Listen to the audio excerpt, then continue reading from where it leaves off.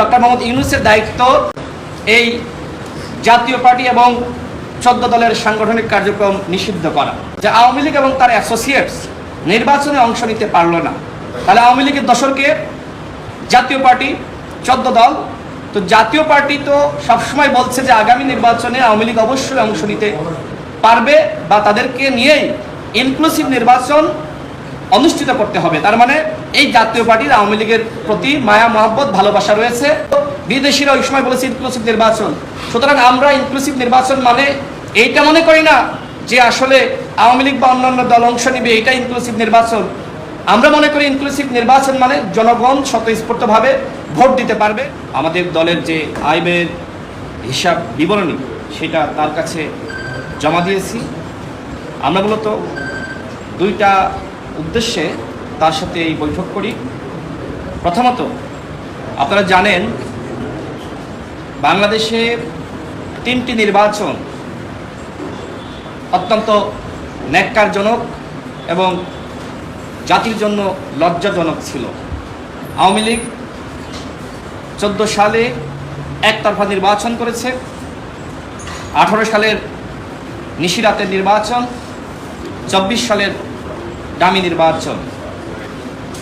ইতোমধ্যে সরকারের পক্ষ থেকে আওয়ামী লীগের সাংগঠনিক কার্যক্রম নিষিদ্ধ ঘোষণা করা হয়েছে।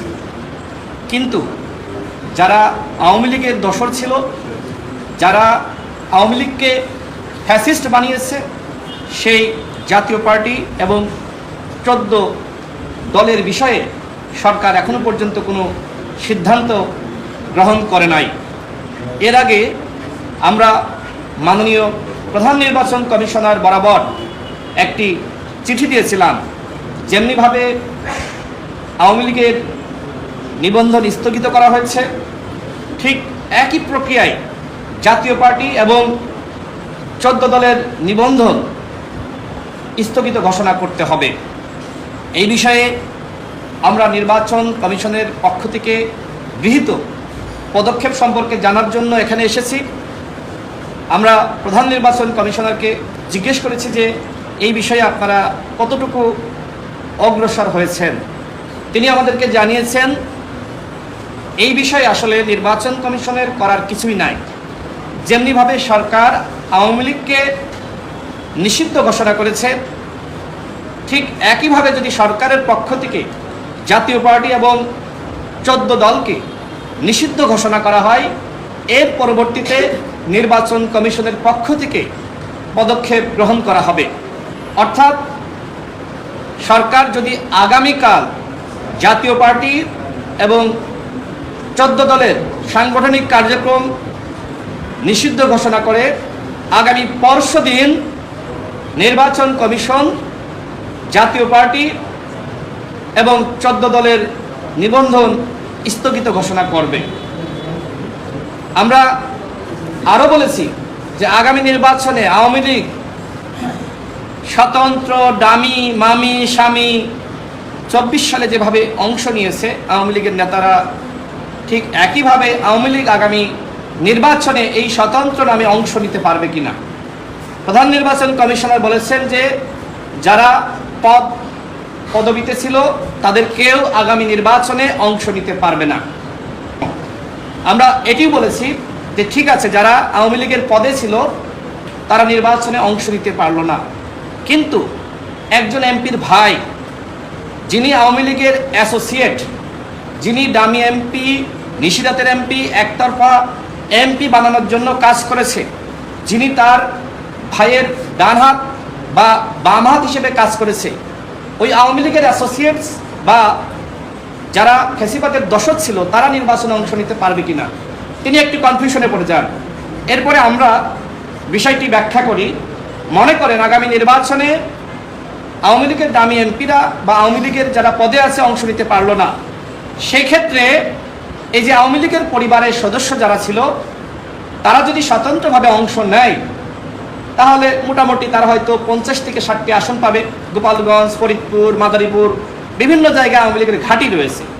সেক্ষেত্রে তো প্রথমবার এই আওয়ামী লীগ স্বতন্ত্রভাবে তারা আসলো, কারণ তাদের সেই অর্থনৈতিক ভিত্তি রয়েছে। শুধুমাত্র হাসিনা পালিয়ে গেছে, কিন্তু হাসিনার যে ফ্যাসিবাদী সেটআপ পুরোটাই রয়ে গেছে। তো তারপরে তো আসলে এই স্বতন্ত্ররা মিলে তারা একটি দল গঠন করবে এবং আওয়ামী লীগের সমস্ত নেতাকর্মীরা জানবে যে এইটাই আওয়ামী লীগ। আওয়ামী লীগ একটা কৌশল নিয়েছে, এইভাবে তো আওয়ামী লীগ ফিরে আসতে পারে। তখন তিনি আমাদেরকে আশ্বস্ত করেছেন যে এই বিষয়ে তারা ভাববেন। অর্থাৎ গণ অধিকার পরিষদের দাবি ছিল আওয়ামী লীগ এবং তার অ্যাসোসিয়েটস আগামী নির্বাচনে কেউ অংশ নিতে পারবে না।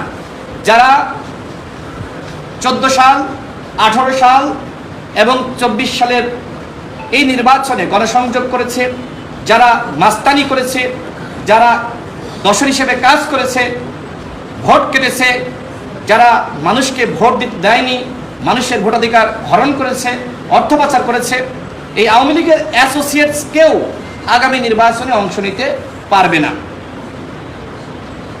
এরপর আমাদের আরও যে বিষয়টি আলোচনা হয়েছে, তিনি ফ্যাসিবাদ বিরোধী ঐক্যের মধ্যে অত্যন্ত গুরুত্ব দিয়েছেন। তিনি বলেছেন যে আপনারা যারা লড়াই করেছেন তারা যদি এক থাকেন, অন্তত আওয়ামী লীগের বিষয়ে বা জাতীয় গুরুত্বপূর্ণ আরও কয়েকটি বিষয়ে, তাহলে আমাদের জন্য কাজ করতে ভালো হয়। অন্যথায় যদি ফ্যাসিবাদ বিরোধী শক্তি আপনারা বিভ্রান্ত হন, আপনারা এক একজন এক এক রকম দাবি করেন, সেক্ষেত্রে আমাদের জন্য কাজ করা কঠিন। আমরা আমাদের দলের পক্ষ থেকে বলেছি যে গণ অধিকার পরিষদ সবসময় এই ফ্যাসিবাদ বিরোধী যে একতা, আমরা যে ঐক্যবদ্ধভাবে লড়াই করে আওয়ামী ফ্যাসিস্ট তাদেরকে আমরা পতন ঘটিয়েছি, ইনশাল্লাহ এই দলগুলোকে এবং যারা গণ অভ্যুত্থানের স্টেক হোল্ডার তাদেরকে একতাবদ্ধ রাখার জন্য গণ অধিকার পরিষদ কাজ করবে।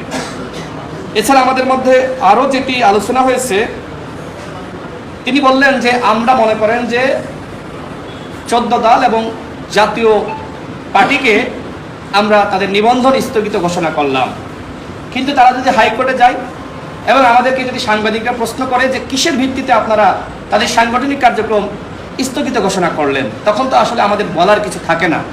এই জন্য যদি সরকার আওয়ামী লীগকে যেমনিভাবে নিষিদ্ধ করেছে, ঠিক একই প্রক্রিয়ায় জাতীয় পার্টি এবং 14 দল সহ যারা আওয়ামী লীগের দোসর ছিল তাদেরকে নিষিদ্ধ করে, তাহলে আমরা অবশ্যই তাদের সাংগঠনিক কার্যক্রম নিষিদ্ধ ঘোষণার প্রেক্ষিতে নিবন্ধন স্থগিত করে দিব।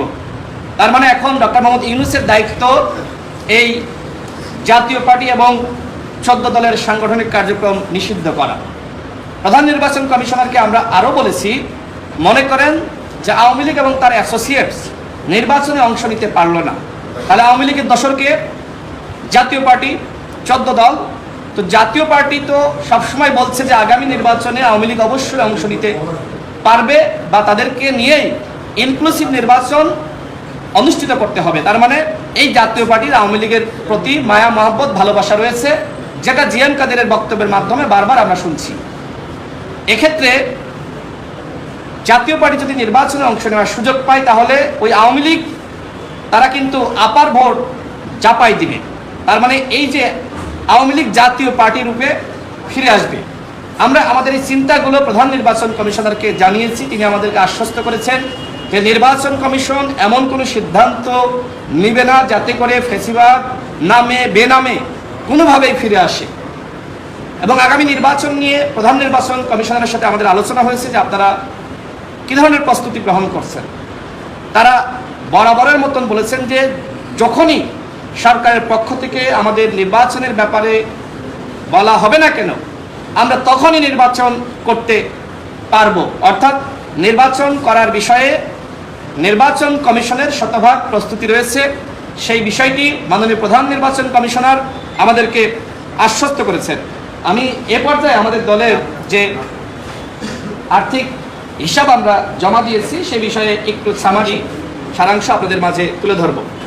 গণ অধিকার পরিষদের 24 সালের যে আর্থিক বিবরণী, সেখানে আমাদের প্রারম্ভিক জেল ছিল 5,000 টাকা। আমাদের